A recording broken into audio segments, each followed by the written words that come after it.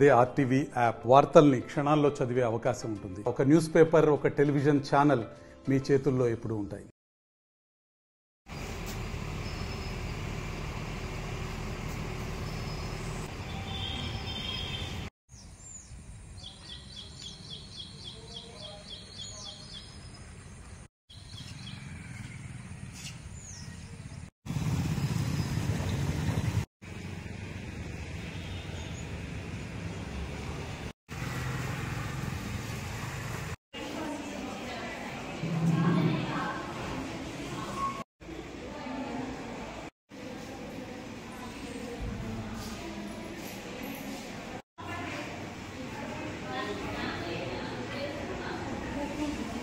తెలంగాణ రాష్ట్ర వ్యాప్తంగా పీడిఎస్ మరియు వామపక్ష విద్యార్థి సంఘాల ఆధ్వర్యంలోని ఈరోజు రాష్ట్ర వ్యాప్తంగా పాఠశాలలు, కళాశాలలు బంద్ పిలుపునివ్వడం జరిగింది.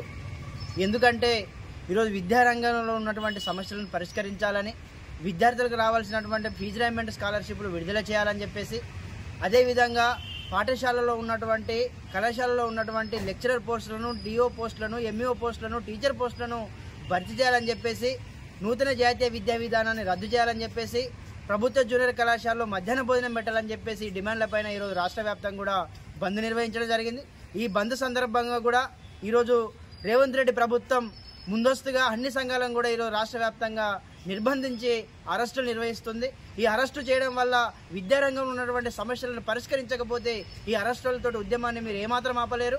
ఏదైతే ఇటువంటిది నిర్బంధాన్ని మీరు తలపెడుతున్నారో, ఈ నిర్బంధాన్ని ఎక్కువగా చేస్తే ఇదే ఉద్యమంతో మరింత నిన్ను గద్దె దించే వరకు కూడా ఉద్యమాలు చేస్తామని చెప్పేసి కూడా మేము పీడిఎస్ విద్యార్థి సంఘంగా డిమాండ్ చేస్తూ హెచ్చరిస్తా ఉన్నాం. మరిన్ని వీడియోస్ కోసం ఛానల్ ని సబ్స్క్రైబ్ చేయండి. లేటెస్ట్ అప్డేట్స్ కోసం వాట్సాప్ ఛానల్ ని ఫాలో చేయండి. అండ్ లింక్ డిస్క్రిప్షన్ లో ఉంది.